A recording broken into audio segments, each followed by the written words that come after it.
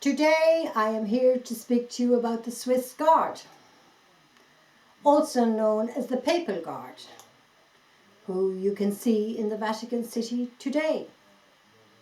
I intend to give you a brief record of their illustrious history and untainted reputation. Switzerland, as we know today, is an immensely wealthy country and has been for all of our living lives.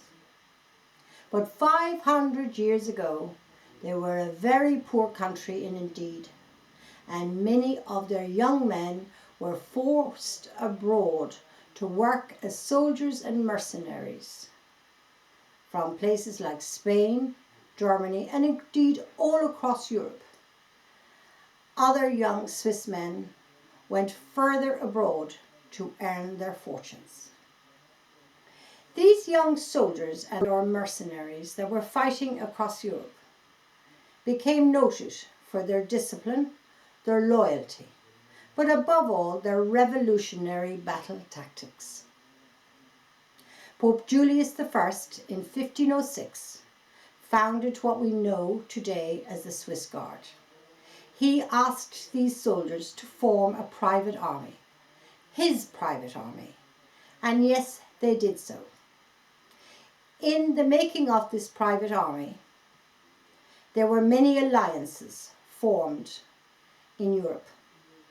They influenced these alliances, particularly the destiny of Italy.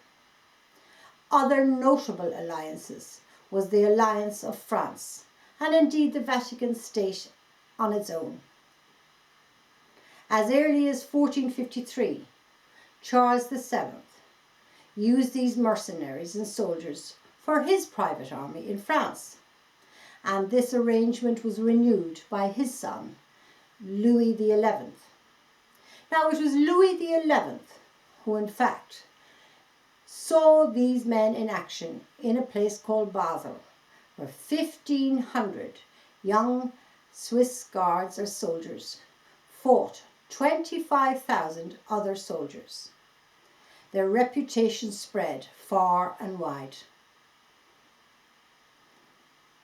Meanwhile, back in Switzerland, where this immigration was taking place, the cantons in Switzerland gained independence. The Swiss could not control their immigration of their young men, but at least they decided to control it or organize it. So, when these young men returned home in the winters, having fought short and glorious battles, they returned with their pay and their booty, but also with commodities such as corn and starch and other such commodities. However, the other most important historical fact about the Swiss Guard is an incident that took place known as the Sack of Rome, where the Swiss Guard valiantly fought and 190 Swiss guards died for the life of Pope Clement VI. The advancing soldiers of the Holy Roman Empire were advancing, and they wanted Pope Clement VI. But 190 Swiss guards laid down their lives for that Pope. Today, the Swiss Guard are responsible for the security of the living pontiff. They are also responsible for the security of the apostolic palaces, and they act as the de facto army for the tiniest state in the world known as the Vatican State. The prerequisite for entry is the following. These men need to be unmarried, Swiss in nationality, they have to be Catholic, and have to have had Swiss military training. They also have to lay down their lives for the living pontiff.